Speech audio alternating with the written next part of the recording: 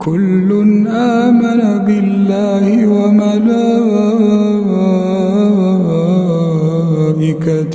وكتبه ورسله لا نفرق بين أحد